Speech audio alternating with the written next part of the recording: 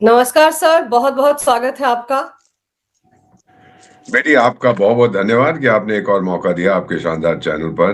Sir, Bangladesh में जिस तरह का तमाशा चल रहा है, ढाका में आप देखिए जो इंडियन हाई कमीशन है उसके बाद उसके बाहर किस तरह से जिहादी धरना प्रदर्शन कर रहे हैं। ये कह रहे हैं कि हम तो हाई कमीशन के अंदर घुस जाएँगे। ये सब कुछ जो हो रहा है सर, इसके पीछे यूनुस की क्या सोच है? क्यों करवा रहा है ये सब कुछ वो? ये सीधी बात करा रहा है कि एक तो हमें प्रोवोक कर रहा है, दूसरा इनको मार पड़ेगी ये लोग जो वहाँ गए, कि हमारी सिक्योरिटी वहाँ बड़ी तगड़ी, हमारी अपनी सिक्योरिटी, इन लोगों पे कोई भरोसा नहीं, तो डरपोक हैं। ये तो आंगले-आंगले करते भाग जाएँगे वहाँ से। तो हम लोगों की अपनी सिक्योरिटी है और अगर इनमें से 2-4 घुसने की कोशिश की, एक मारा गया, सब भाग जाएँगे। डरपोक है, नपुंसक है। मैं आपको बताता हूँ ये क्या करने की कोशिश कर रहा है। ये इलेक्शन नहीं चाहता, इसको पता है इलेक्शन हुई, ये क्या?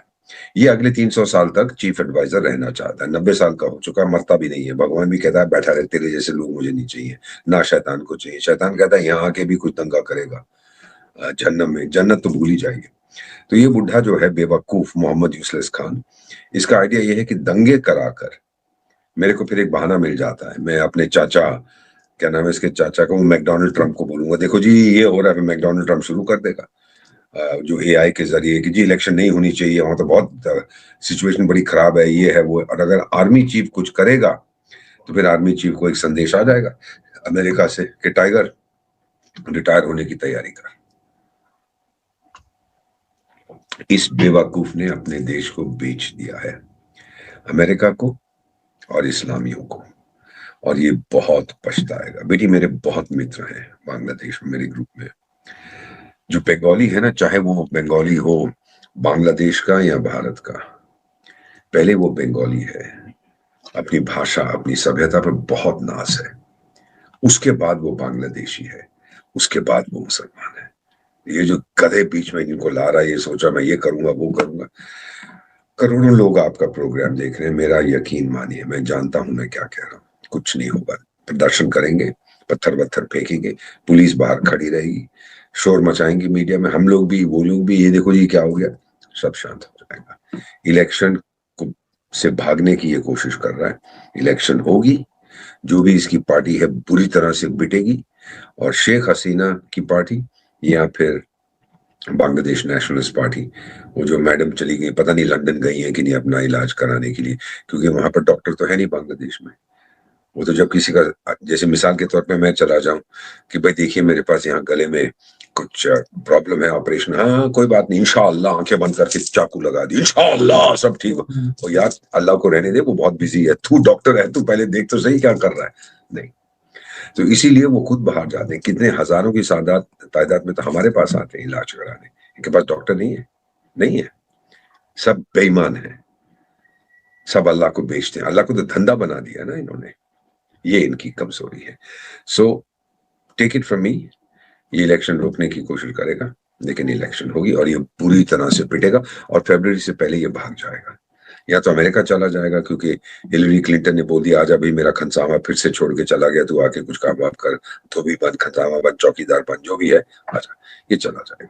इलेक्शन होगी, शेख हसीना और दूसरी जो बीएनपी पार्टी है, मेरी बात मानिए, वो मिलके इलेक्शन लड़ेंगे, जीत जाएंगे। ये क्या, अब ये कह रहे हैं कि जी शेख हसीना को वापस लाओ, क्यों भाई?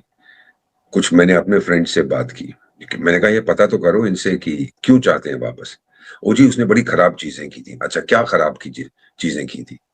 मुझे नहीं पता क्या खराब थी, लेकिन जिस बेवकूफ मोहम्मद यूसुफ ने कहा खराब चीजें की थी, क्या खराब कीजिए, क्यों आप ये कर रहे? हाँ जी बिल्कुल, हाँ जी खराब चीजें। अच्छा, क्या खराब चीजें की थी? वो जी मुझे खराब चीजें की थी, पता भी नहीं है क्यों कर रहे हैं। ये मॉब जो होती है ना बेटा, उसका भेजा होता नहीं है। और ये क्या है बेटा, आतंक जो कर रहे हैं इस्लामी ताकतें, पावरलेसनेस एंड हेल्पलेसनेस। अब देखिए, ये एक हमारा पड़ोसी है जिहादिस्तान, उसकी भी आप बात करेंगी, वो पिंजरे वाली मुन्नी बाई अब फिर से अमेरिका जा रही है, उसका भी मैं बताऊंगा क्यों। लेकिन जब ऐसी स्थिति होती है, जो यूनिफॉर्म पहन के तो ऐसे हाथ दे के खड़ा हुआ है, और फिर कहता है मैंने ये कर दिया वो कर दिया। मैं इन कमीनों से कहता हूँ यार, मेरे जो पाकिस्तानी फ्रेंड्स हैं, मैंने कहा आपने इसको फील्ड मार्शल, अच्छा एक्शन सिंदूर में किसका हुआ था? बोले आपकी एयरफोर्स और हमारी एयरफोर्स। हमने कहा मुबारक हो। तो ये आपकी आर्मी ने क्या किया था? कहते कुछ नहीं, वो तो बंकर में बैठ के शराब पी रहा था।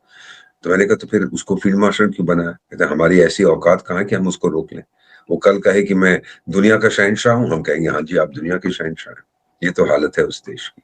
उसकी फौज ने पार्ट नहीं लिया, एयरफोर्स ने पार्ट लिया, पिटे। लेकिन अगर किसी को आपने सराहना है तो अपने एयरफोर्स चीफ को कर, उसको तो आपने साइडलाइन कर दिया। ये बड़ा अजीब सा देश है। इसको कहते हैं डेथ विश। ये मरना चाहता है कि इसके लोग। बेटा कई बार आप और मैं ये सोचते हैं, मेरे मेरे हमारे 2 बच्चे हैं, मेरी बेटी के आगे 2 बेटियां हैं वो, और जब उनकी शादी होगी शायद 1 करेगी या मैक्सिमम 2। इनकी तो कराची स्लम्स में, पता नहीं आपका पता करिए अपने कॉन्टैक्ट से, एक कराची स्लम में एक कमरे के अंदर 28, 30, 35 बच्चे हैं। अम्मा के पास पैसे नहीं है। तंजीम आती है कि हमको पैसे दे, ये लो 10,000 रुपया एक बेटा दे दो उसको, सीधा अल्लाह के पास भेज देंगे, और फिर आपको भी उसका बहुत फायदा होगा कि फिर आपकी सीट अल्लाह रिजर्व कर देगा। और ये सब बकवास सुनते हैं। तो बेटा माय माय फीलिंग जो यूनुस की हुई है कि बांग्लादेश या तो जाएगा गृह युद्ध की तरह या ये भाग जाएगा। That's all. इसके अतिरिक्त और कोई, ये जो बकवास कर रहा है ये बहाना ढूंढ रहा है कि इलेक्शन ना हो। और सर साथ ही साथ आप ये देखो ना, अभी कुछ दिन पहले वो जो जिहादी जो भारत के टुकड़े करने की बात कर रहा था, ग्रेटर बांग्लादेश बनाने की बात करता उस्मान हाडी, जिसको अननोन गनमैन ने टारगेट किया, उसको लेकर कैसी बातें कर रहा था यही यूनुस। भारत को आंखें दिखा रहा था कि हमलावरों को हमारे सामने पेश करो। अरे भाई, तुम्हारे देश की कानून व्यवस्था को तुम संभाल नहीं पा रहे हो और भारत पर आरोप लगा रहे हो। पागल है ना। जब आपकी अपने घर की हालत बड़ी गरीब होती है तो फिर आप सबसे कहते हो देखो वो साथ वाला वो तो और गरीब है मुझसे। बेवकूफ है। भारत की ताकत उसको मालूम है। वो नौजवान नहीं है, उसको पता है क्या हुआ था 71 में। उसको पता है कि अगर जिस दिन भारत नाराज हुआ 2 झापड़ मेरे को मारेगा, मेरा नाम निशान नहीं बचेगा। तो वो उसको तकलीफ हो रही है। ये कलानदान मल्टी मॉडल कॉरिडोर जो हम बना रहे हैं, सिलीगुड़ी कॉरिडोर को बाईपास करने का समुद्र के जरिए से म्यांमार और आगे कनेक्टिविटी बताएंगे। तो ये कहीं पे यूरोप में भाषण दे रहा था, हम तो समुद्र के रक्षक हैं, हमारे से पूछे बिना समुद्र में कोई आ ही नहीं सकता। अबे तेरे पास एक नाव है, वो चप्पू वाली जिसको तू अपनी नेवी कहता है, जिसने मुझे गुस्सा आया मेरा एक हेलीकॉप्टर उसको डुबो देगा। तो क्या बकवास करता है। पर ऐसे भी लोग हैं दुनिया में। इसको पता है दुनिया की नंबर 3 सबसे शक्तिशाली फौज बेटा, सुन लीजिएगा, मान लीजिएगा, आज हमारी है। ये इंटरनेशनल रिकॉग्निशन है। नंबर 1 कहते हैं अमेरिका की है। उनको लड़ना मरना तो आता नहीं, हर जगह मार खा के भागते हैं, लेकिन पैसा बहुत है। नंबर 2 रूस की बात करते हैं, वो भी यूक्रेन में फंसा हुआ है। नंबर 3 हम हैं। चीन नहीं है, उसका तो 1 चाइल्ड पॉलिसी करके वो तो 35 साल की उम्र में भर्ती करता है फौज में। तब तक तो आर्मी में तो हम बूढ़े हो जाते। मेरा तो उस परिवार से संबंध है ना बेटा। By the time you are 35 middle age हो जाती है आर्मी में। हम तो लेते हैं 18-19 साल की उम्र, तो हमसे कौन पकड़ लेगा। ये उसको यूजलेस खान को भी पता है। तो बस बैठ के शराब पीता है अपने पैलेस में, और जो कुछ खाना है खाता है और बकवास करता रहेगा। So these are the things that I don't think we should take it seriously. लेकिन दिमाग भेजा उसका फ्राई हो चुका है। और जो 50 साल से ऊपर के उम्र के हैं बांग्लादेशी, उनको सब याद है कि इनकी औरतों के साथ, बहनों के साथ, बेटियों के साथ, पत्नियों के साथ पाकिस्तानियों ने क्या किया था। याद रखिए। मैं कोट कर रहा हूँ, वो जनरल न्याजी था या दूसरा था, मैं इन हरामजादों की नस्ल बदल दूंगा इनकी औरतों का बलात्कार कर करके। ये तो उनके आज तक विचार है। ये नहीं, सबको समझे बेटा। मैं एक पठान का बेटा, my father was from Ghazni, मेरी मदर सिख थी। सबसे गंदी कौम दुनिया में जो है वो पंजाबी मुसलमान है। अपने आप को समझते हैं हम सबसे सुपीरियर हैं। यही पंजाबियों ने आफत मचा दी थी, और यही फौज को आज ये कह रहा है आओ जी आओ, हमारी बहनें इंतजार कर रही हैं आपका। He is gone mad, he is completely mad. इसको किसी मेंटल हॉस्पिटल में कोई अगर कोई दाखिल भी नहीं करेगा ना, कर दे तो शायद इसके देश का भला होगा। द सूनर ही गो, जितनी जल्दी जाए बांग्लादेश के लिए उतना ही अच्छा होगा। तो कहने के लिए ये सिर्फ इलेक्शन खेल खेल रहा है और कुछ नहीं। और इसको पाकिस्तान उकसा रहा है, पैसे वैसे मिल गए हैं, और अमेरिका भी कह रहा है चल थोड़ा शोर वोर मचा, अच्छी बात है, लोगों को डिस्ट्रैक्ट कर। नहीं तो भुखमरी है, महंगाई है, फॉरेन एक्सचेंज तेरे पास है नहीं, कुछ है नहीं, तो वो नाराज हो जाएंगे। तो कुछ कहता रहे, बस वो ये कर रहा है।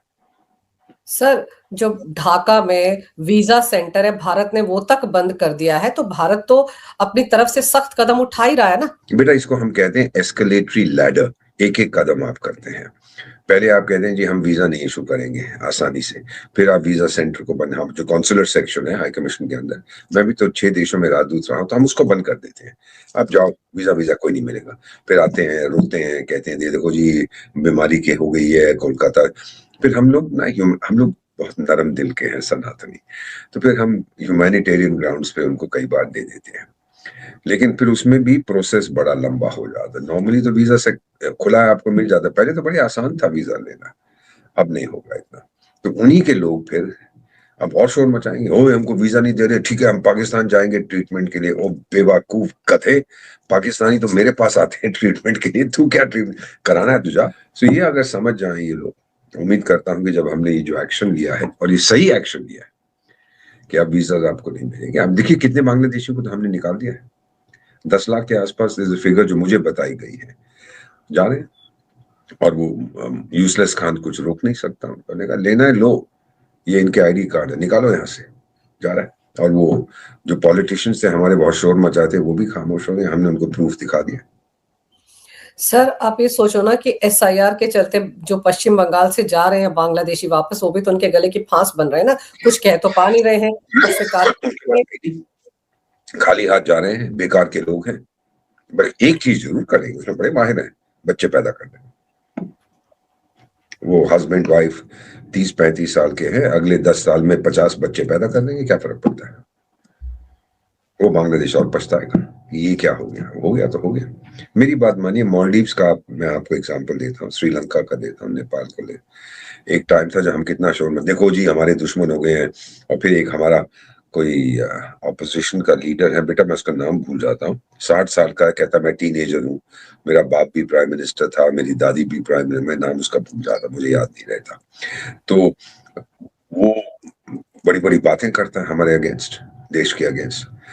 अब उसको वो भी खामोश हो गया कि जो इनके लोगों को बाहर भेज रहे हैं। किसी ने मुझे बताया कि एक डिस्कशन में जहां पर ये 60 साल का टीनेजर भी था, तो ये भी, अच्छा बाय द वे इनको हम टीनेजर्स नहीं कहते, हम इनको सीनेजर्स कहते हैं, सीनियर टीनेजर्स। तो ये सीनियर टीनेजर जो था, ये भी चला गया उस मीटिंग में। तो लोगों ने बड़ा शोर मचाया कि नहीं निकालना चाहिए, तो लोगों ने कहा ठीक है कोई बात नहीं यार, इतना बड़ा तेरे पास घर है, तेरे पास भेज देते हैं। वो भाग गया मीटिंग से, भाग गया मीटिंग से, कि ये क्या हो गया। तो ये चीजें कहने की बड़ी अच्छी हैं, सरकार को गाली देनी है, मोदी साहब को गाली देनी है, अरे भाई मोदी साहब को गाली दो, दीपक वोरा को गाली दो, हमारी बेटी अंजू को गाली दो, भारत से क्यों नफरत करते हो? वो तो माँ है हमारी। कि अब ये इंडिया चला गया, ये भारत है, और बांग्लादेश जितनी जल्दी ये समझ जाए।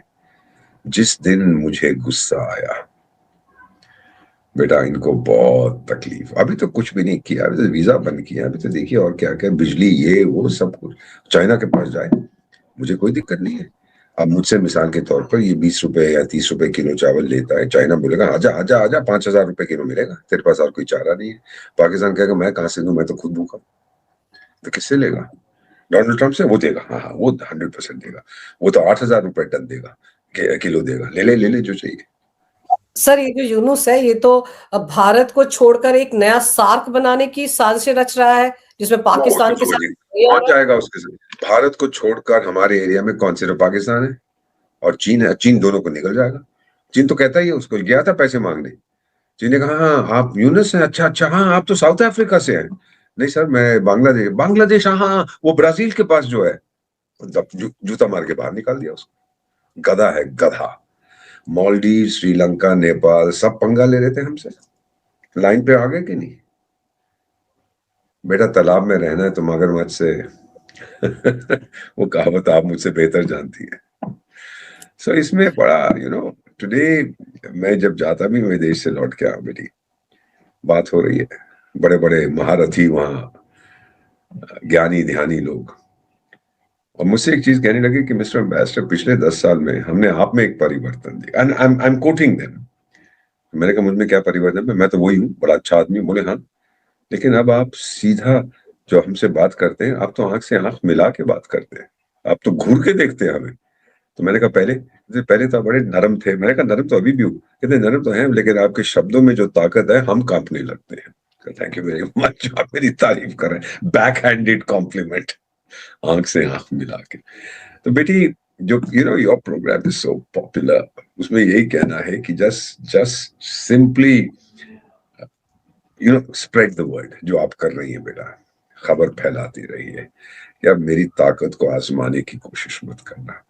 वो दलेर मेहंदी का गाना है ना, माय फेवरेट, ओ पंगा ना लेना तो बहुत मानेंगे। तो बेटी, ये पठान की बेटी की धमकी नहीं है, ये पठान के बेटे का वादा है, पंगा लोगी तो मारूंगा।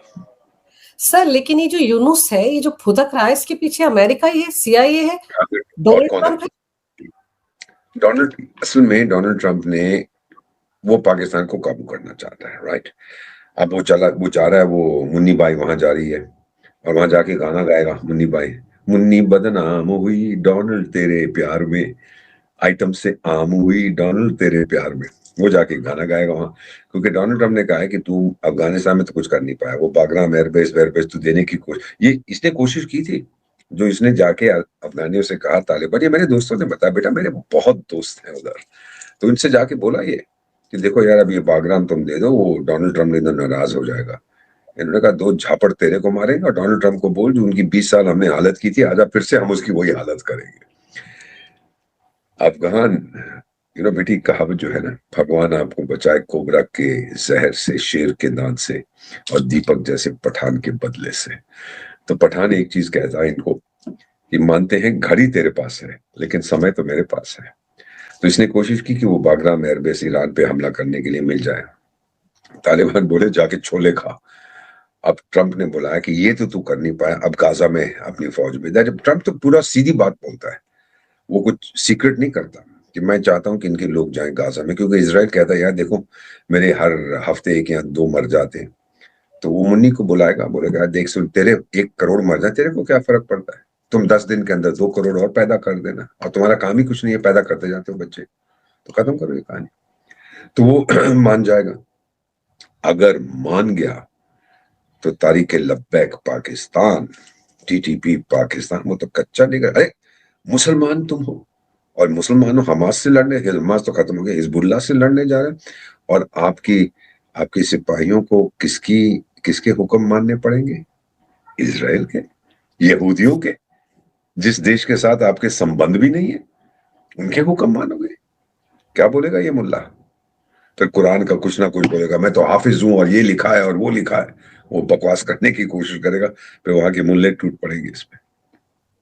मेरे को लगता है 2026 ये पिंजड़े वाली मुनिया चली जाएगी। अब क्या फर्क पड़ता? अभी इसने, अगेन बेटा, मैं इसका सबूत नहीं है, पर मेरे ग्रुप में किसी ने बताया, इसने अभी मेरा ख्याल 12वीं या 13वीं शादी की है अपनी, इसी मुल्ले ने, मुन्नी भाई ने। अब मुझे माफ करिए, आप बेटी है मेरी, शादी किससे की है?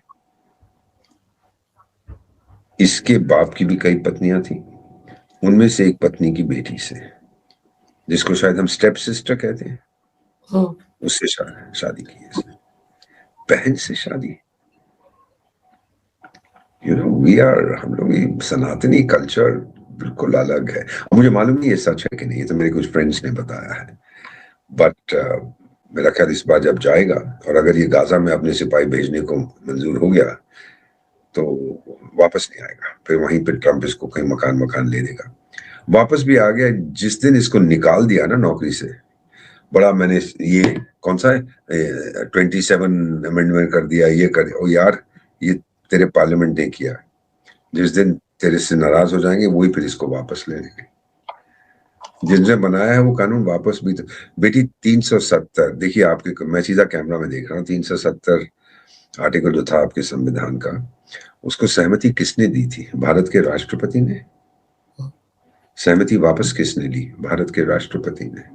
उन्होंने, राष्ट्रपति ने कहा था ना कि आई अप्रूव, फिर उन्होंने कहा आई डिसअप्रूव, खत्म कहानी। उस वक्त जो राष्ट्रपति था, लेकिन पावर इंडिविजुअल एक नाम के व्यक्ति ने नहीं दी, इंस्टीट्यूशन ने दी, जो इंस्टीट्यूशन ऑफ द प्रेसिडेंट है, और उसी ने वापस ले ली। तो फिर रोने धोने की क्या बात है? लेकिन सर आपको लगता है कि वो जो फ्री में लंच, ब्रेकफास्ट, डिनर करवा रहा था ट्रंप, उसने इसको फँसा दिया मुल्ला मुनीर को? पूरी तरह से। मुल्ला अपने आप को बड़ा शातिर समझता है, गधा। बुरी तरह से फंस गया है। तभी तो हम लोग फ्री लंच डिनर की, there is no such thing as a free lunch कहते हैं ना, ये बुरी तरह से फंस गया है। और लोग कहाँ हैं इसके पास। मजाक की बात तो ये, इजराइल टाइम में मैं पढ़ रहा था, इसने कहा जी मैं सिपाही भेजा, मुझे $10,000 एक सिपाही के चाहिए। इजराइल वाला बोला $100 दूंगा, लेने हैं तो ले। कहता चलिए ठीक है, ले लेता हूँ। ये तो एक जान की कीमत है, $9,000। बातें बड़ी बड़ी करेगा। और अगर चले गए गलती से, हिजबुल्लाह बेटा बहुत मारेगा इनको। अभी एक चीज आपने और देखी है, ये हूती फूती जो है अभी खामोश बैठे हैं। इनको डोनाल्ड ट्रंप ने कुछ पैसे वैसे दिए, या देखो अब मेरे जहाजों पे हमला मत करो, तो उनके पास ईरान कह रहा है यार देखो अभी कुछ देर शांत बैठो, अगर पाकिस्तान गाजा में गया उनके जहाजों पे हमला करना। ये हर तरफ से फंसेगा, मुझे कुछ करने की जरूरत ही नहीं है भाई, ये तो आत्महत्या पे तुला हुआ है ना, करने दो यार आत्महत्या। इसको स्विट्जरलैंड में कहते हैं असिस्टेड सुइसाइड। हम इसकी मदद करेंगे, तो अपनी खुदकुशी कर।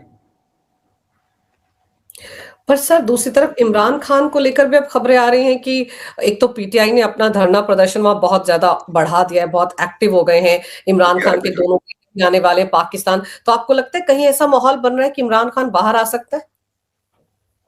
उम्र क्या है बेटा, ये मेरा यकीन है, he is brain dead. Ventilator पे रखा हुआ है उसको, वेंटिलेटर पे। देखिए बेटा, जब मेरा समय आएगा ना, and I am not emotional, I am स्टेटिंग a fact, मुझे वेंटिलेटर पे रख देना, मैं तो 15 साल जीऊंगा, सांस आती रहेगी, आई एम ब्रेन डेड, सब कुछ खत्म, वो वेंटिलेटर मुझे जिंदा रखेगा आर्टिफिशियली। तो उसका ये हाल है। उसकी जो बहन अंदर मिलने गई थी, कोई सबूत क्यों नहीं लाई कि उसने मुझे ये कुछ तो दे। हाँ जी, बड़ी अच्छी सेहत में है, वो तो लग रहा है कि चैंपियन बॉक्सर बन गया। अरे कुछ तो उसने कहा होगा जो आप पूरी अपनी कौम को बताएं, कुछ उसने मैसेज दिया होगा, कुछ उसने सच्चाई बयान की होगी, कुछ नहीं ना। ना उसने जिक्र किया बुशरा, उसकी क्या वो जो उसकी बीवी 18वीं जो या 19वीं पत्नी है, उसका भी कोई जिक्र नहीं किया। मेरा मानना है उसको कहा गया कि अगर तूने जाके बकवास की तो इसको तो अभी हम कच्चा चबा जाएंगे। वो भी डरी हुई है, अब उसके ऊपर कहती है मेरे ऊपर पानी फेंक दिया, उसमें कुछ केमिकल्स थे, तो और क्या तू चाहती है। बेटा मेरा मानना है, पिंजड़े वाली मुनरिया को डर लगता था इमरान खान से। देखो दोनों एक ही विचारों के हैं, दोनों शरिया में बिलीव करते हैं, दोनों हार्डकोर इस्लामिस्ट हैं। फर्क इतना है, इमरान खान को कौम पसंद करती है, पिंजरे वाली मुनिया से कौम नफरत करती है। तो वो तो बहुत कोशिश करेगा ये मर्द है, लेकिन अब आप लोगों ने, भारत के मीडिया ने, अगर मैं गलत हूं, उम्मीद करता हूं गलत हूं, कि इमरान खान जिंदा है, तो उसका श्रेय आपको है बेटी। आप लोगों ने इस विषय को जिंदा रखा है, नहीं तो क्या बीबीसी को क्या फर्क पड़ता है, सीएनएन को क्या फर्क पड़ता है। इमरान जिंदा है, मर गया, और ठीक है यार, मर गया तो मर गया। पर आपने, क्योंकि अगर वहां बगावत होती है, दंगा होता है, हम पे भी असर पड़ता है ना बेटा। तो वहां के लोग यहाँ भागने की कोशिश करेंगे, जैसे पहले भी कहिए था जब वो चलो कारगिल या कारगिल चलो मूवमेंट चली थी कुछ साल पहले। सो ये चीजें जो है हम पे असर होता है। अच्छा, फिर मैंने सुना किसी टीवी चैनल, बहुत बड़ा पाकिस्तानी जर्नलिस्ट बोला, देखिए जी हमारी बड़ी अच्छी सिस्टम है, अब हमने जो मुनीर को पूरी पावर दे दी है, क्योंकि डिफेंस मामले में सबसे ज्यादा होशियार तो मिलिट्री वाला होता है। तो फिर ये जो भारतीय एंकर था, इसने कहा इसीलिए तो आपने एक सिविलियन को डिफेंस मिनिस्टर बना रखा है। वो खामोश हो गया, दूसरा बेचारा पकड़ा गया कि भाई उस गधे को क्यों डिफेंस मिनिस्टर, वो किसी फौजी को बनाते, और जब जब आपने फौजी को बनाया तो मार खाइए। सो मेरा ख्याल कि इमरान खान अगर जिंदा, उम्मीद करता हूं कि मैं गलत हूं, और जिस दिन अगर वो बाहर आ गया, मुनिया तो भागेगी वहां से। मुनिया को फौज में, लश्कर तैयबा को कहता है कि ये मेरी प्रोटेक्शन करेंगे, या वो जैश ए मोहम्मद, क्योंकि अपनी फौज पे भरोसा नहीं है। ये जो जैश ए मोहम्मद का क्या नाम है उसका, हाफिज, हाफिज सईद। हाँ वही वही हाफिज नसीद या जो भी उसका नाम है, गधे का, मेरा मानना है वो जिंदा नहीं है, कितने दिनों से नहीं आया। वो पुराने उसके ऑडियो सुनाते रहो। कोई दूसरा है जो उनकी फौज को कंट्रोल कर रहा है। अब तो मुन्निया, बिजड़ी वाली मुन्निया कहता है कि ये जैश ए मोहम्मद जाके लड़ेगा तालिबान से। क्यों? तेरी फौज नपुंसक है क्या? या तूने स्वीकार किया है कि तुम्हारा कमांडर इन चीफ या हाफिज सईद है? इस 2026 में हम देखेंगे वहां काफी दंगा होगा। और अफगानिस्तान तो सीधा तैयार है कि खा जाऊं इसको। पहला देश था, एक ही देश था जिसने अपोज किया था कि आप संयुक्त राष्ट्र संघ में नहीं जा सकते, अफगानिस्तान।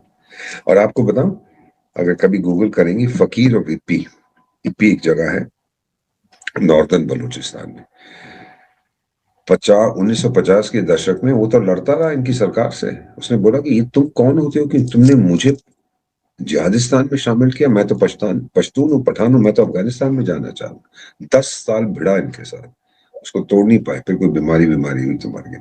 फकीर ऑफ इप्पी, IPI, बहुत लड़ा था। इनकी जो कहानी है बेटा, खून में रंगी हुई है।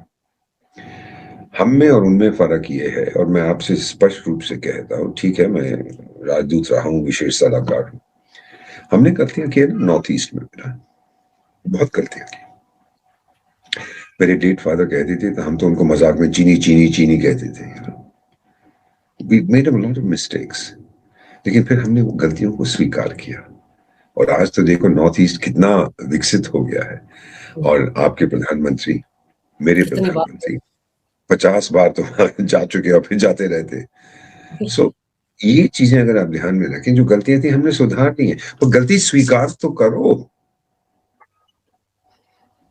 भाई गलती पहचानोगे तभी तो फिर आप उसका इलाज। अब कह जी कोई गलती नहीं हमने की, तो फिर जन्मदिन मुबारक हो आपको। वही गलतियां बार बार करो।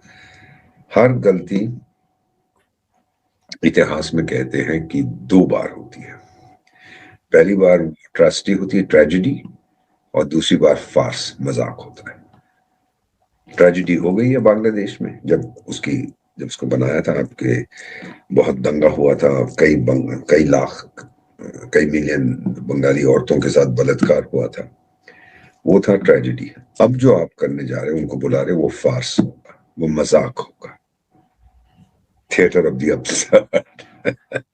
वो दोबारा होने जा रहा है। ये बेवकूफ है सर। जो कुछ सिडनी में हुआ, यहूदियों पर जिस तरह से हमला हुआ, उसके बाद कहीं जाकर डोनाल्ड ट्रंप ये बोलने लगे कि पूरी दुनिया को आतंकवाद के खिलाफ एकजुट होना चाहिए। इससे पहले तो वो 13 गुड टेररिज्म, बैड टेररिज्म इसी थ्योरी पर लगे रहते थे। 13 आतंकवादी भी मरे, 2 उसके सिपाही मरे कि नहीं सीरिया में।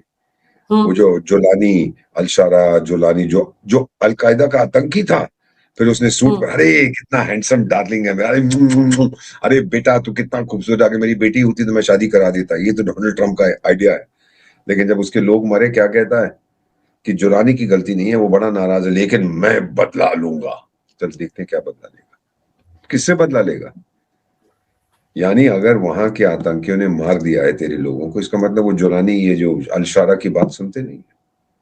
तो इसको कब स्वीकार करेगा डोनाल्ड ट्रंप? एक कहावत हमारे देश में है, आग से खेलोगे तो जलोगे, वही हो रहा है। तो ये सब चीजें जो कहना, कि आप सारी दुनिया को एकजुट होना चाहिए, कल कुछ और कह देगा, कोई बात नहीं अमेरिका अकेला लड़ेगा। आज तो सारी दुनिया को कह रहा है, कल बोलेगा मैं अकेला लड़ूंगा। यार डूब मर, अकल तो होते हैं कुछ। मैं जा रहा हूँ, मेरा ख्याल जनवरी फरवरी में मिलूंगा उससे, अगर मौका लगा तो देखते हैं आगे क्या होता है। सर लेकिन जिस तरह से ऑस्ट्रेलिया में जो हमलावर था आतंकवादी, उसके तार हैदराबाद से निकले और फिर हमारे देश की एक जमात, एक इकोसिस्टम में जो ये देखिए, ये जो मर्जी कहीं कहां से तार है, धर्म क्या था उसका। और खुद ही कहते हैं कि इस्लाम तो बॉर्डर्स को रिकॉग्नाइज नहीं करता। तो चाहे वो भारत से है, चाहे इधर से है, चाहे उधर से, यहाँ से है, वहां से, चंद्रमा से है, समुन्द्र से है, सूरज से है तो एक धर्म का। That's the most important thing. सनातनी नहीं था बेटा, ये बुद्धिस्ट नहीं था, क्रिश्चियन नहीं था, मुस्लिम था। ये छुपाने की क्या जरूरत है।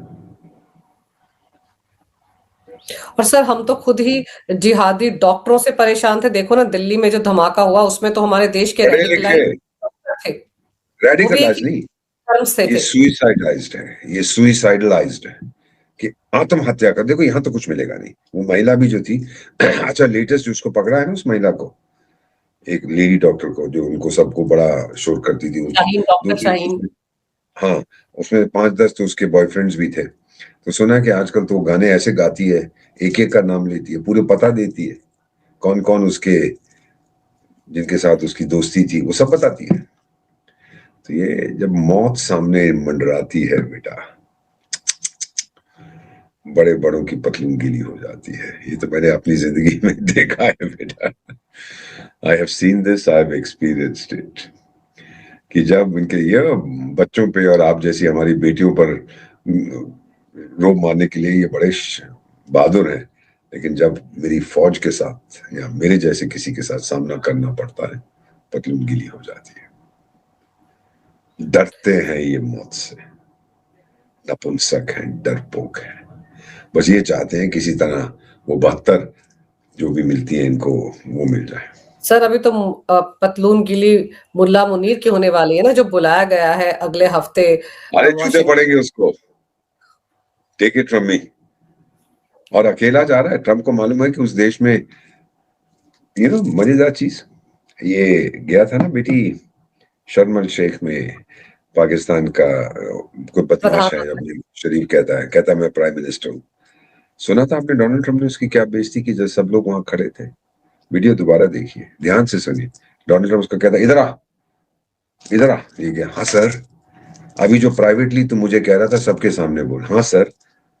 तो फिर बोलता है, वो शुरू करता है, आसमान में अल्लाह है, जमीन पर डोनाल्ड ट्रंप है, दोनों में कोई फर्क नहीं है। और डोनाल्ड ट्रंप कहता फिर बोल, और फिर कहता है कि सिर्फ एक व्यक्ति है पूरी दुनिया में, I am the only one that matters, सिर्फ मैं हूं और कोई नहीं है। और ये जो जिहादिस्तान है वहां पर भी डोनाल्ड ट्रंप कहता है सिर्फ ये मुल्ला तो है और किसी से बात करने की जरूरत क्या है। हो सकता है कि वो उनका रक्षा मंत्री चला जाए, क्योंकि मुल्ला कह रहा था यार देख, हाँ अमरीकी मेरे बूट अच्छी तरह से पॉलिश नहीं करते, तू साथ चल, तू पॉलिश कर दी। हाँ जनाब बोलिए, मैं कर दूंगा। ये तो हालत है उस देश की। फिर भी सारी दुनिया में बेइज्जती होती है, लेकिन अब बेइज्जती होने की आदत हो गई है ना, कोई फर्क नहीं पड़ता है। आप वो हो जाते हो जिसको ढीठ हो जाते हो होने को। सो मार तो पड़ेगी उसको। क्या आगे करता है वो भी मुझे मालूम है। वो बोलेगा जनाब मैं गाजा में जितने कहो भेज देता हूँ, मेरे को क्या फर्क पड़ता है, बाकी उधर से तालिबान मुझे ठोकेगा, कोई बात नहीं, मर जाएंगे। 40-50 हजार तो उसके फौजी इस्तीफा दे के चले गए हैं, तो क्या फर्क पड़ता है, उतने ही और आ जाएंगे। ईरान ठोकेगा अगर उसने, क्योंकि ये हमास तो खत्म हो गया, अगर हिजबुल्ला और हुतियों को कुछ किया, ईरान ठोकेगा इसको। कहां कहां लड़ेगा। और अगर नहीं किया ना, वो जो F-16 का कितने $600 मिलियन का कर रहा है, ट्रम्प बोलेगा मैंने साइन तो किया नहीं वो कागज अभी। अच्छा तूने फौजी नहीं भेजा, ओहो भाई वो फाइल को जरा लॉकर में रख देना, 15 साल के बाद ले आना। बेटा मैंने ये देखा है अपने जीवन में, उसी देश में ये देखा लेकिन सर अभी अभी जो हालात बने हुए हैं उसमें आपको लगता है जिस तरह की दिक्कतें डोनाल्ड ट्रंप बांग्लादेश में और पाकिस्तान में क्रिएट कर रहे हैं, कहीं ना कहीं भारत को प्रेशराइज करने के लिए, इसके है। बाद नहीं, भी वो जो डील होनी है वो होगी? बेटा दुनिया की तीसरी सबसे बड़ी आर्थिक व्यवस्था है, और आपको पता है, आपको तो मालूम है मुझसे ज्यादा, दिवाली जो अभी गई है, हमारी बेटी अंजू ने भी खूब मनाई थी, कुछ नए कपड़े लिए, कुछ ये लिया। 70 बिलियन में 9 शून्य होते हैं, $70 बिलियन तो आप लोगों ने दिवाली पे खर्च किया, और 90% जो सामान है वो भारत में बना हुआ था। अब शादी का सीजन चल रहा है, उसमें आपने $100 बिलियन खर्च किया, और 70% जो सामान है वो भारत में बना हुआ है। आपकी आर्थिक व्यवस्था कहां से कहां पहुंचा, हमें फर्क नहीं पड़ता। 2/3 हमारा जो जीडीपी है, ग्रोस डोमेस्टिक प्रोडक्ट, वो डोमेस्टिक है, जो आप खरीदती हैं, मैं खरीदता हूं, उससे आता है। तो डोनाल्ड ट्रंप को ये पता है सब, कि भारत को फर्क नहीं पड़ता। तूने बासमती चावल पे टैरिफ लगा दी, अमेरिका जो हमारे एक्सपोर्ट है बासमती के, उसका 0.001% खरीदता है। उससे ज्यादा तो यमन खरीदता है, जो एक गरीब देश है। ट्रंप पागल है, किसी ने बता दिया होगा उसको, आप चुप हो गए, वो चुपचाप से वो तारीफ हटा रहा है। चीजें सर होती है ऐसी। डोनाल्ड ट्रंप को वैसे भी पुतिन के भारत दौरे से मिर्ची तो लगी हुई है, किसी न किसी तरीके अब से तो खुद आ रहा है ना, मिर्ची की बजाय उसको मिठाई दे देंगे, शांत हो जाएगा। हमारे संबंध बेटी, करोड़ों लोग आपका प्रोग्राम देखें, आप भारतवासी हैं, आपको पता हमारे संबंध अमेरिका के साथ ऐसे रहे हैं, ऊपर नीचे, यूरोप के साथ ऊपर नीचे ऊपर, जापान के साथ ऊपर नीचे, रूस के साथ स्टेडी रहे।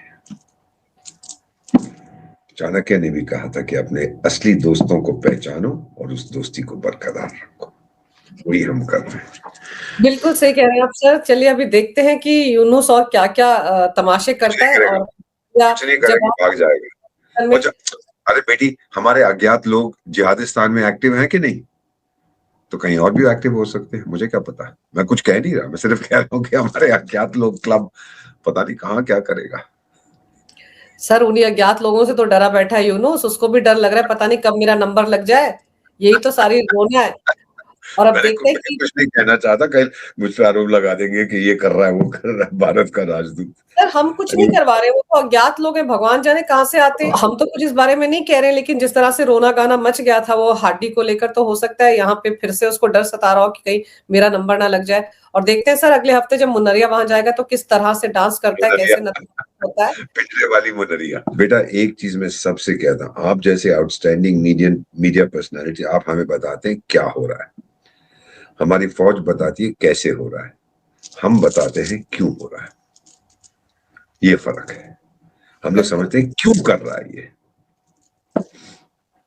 अपनी गद्दी बजाने के लिए कर रहा है सर। इब्तदा इश्क है रोता है क्या, आगे आगे देखिए होता है क्या। बिल्कुल सर, वो कहते हैं ना बात निकली है तो दूर तलक जाएगी, कितनी दूर तक जाएगी वो हम सब तमाशा देखेंगे। आपने सर समय निकाला, बहुत ही महत्वपूर्ण जानकारी मेरे दर्शकों को दी, आपका बहुत बहुत धन्यवाद। आगे रहिए, मैं भगवान को मना कर सकता हूँ, अंजू बेटी को नहीं मना करता।